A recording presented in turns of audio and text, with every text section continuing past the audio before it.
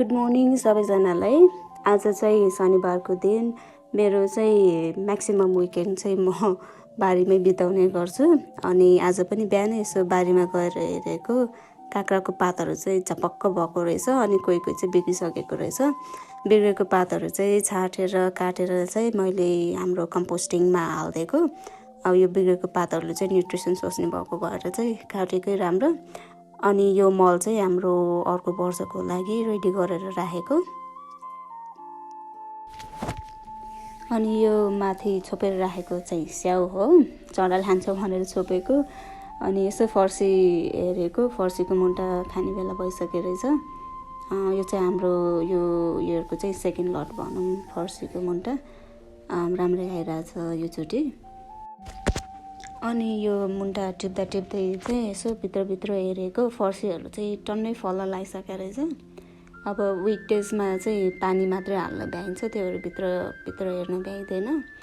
आज चाहिँ सबै मुन्टा टिप्ने न्युमा चाहिँ छाटेर हेरेको, अलि धेरै नै फर्सी फलिसकेको रहेछ। अब चाहिँ फर्सी टिपेर खाने बेला पनि भइसक्यो जस्तो लाग्यो। त्यही भएर आज चाहिँ एउटा ट्राई गरिदिनु पर्ला कस्तो हुन्छ। इनकेस यो कलिलोमा मिठो भएन भने चाहिँ सबै फर्सी चाहिँ पाक्नलाई छोडिदिनु पर्छ उसिनेर खानलाई।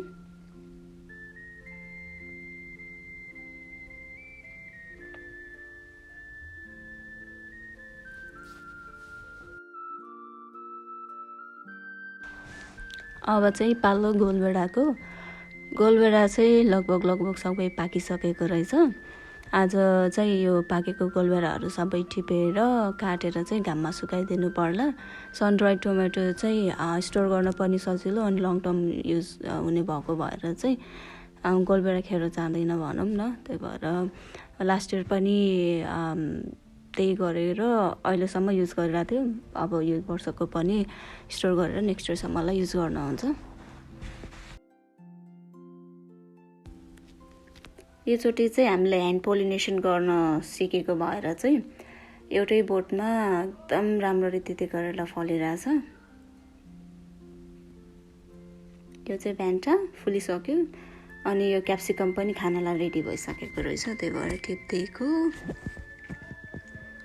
अनि यो काँक्रा पनि रेडी भइसक्यो, यो चाहिँ बनिङ्सबाट लिएर आएको बेर्ना थियो, रेडी भइसक्यो खानलाई।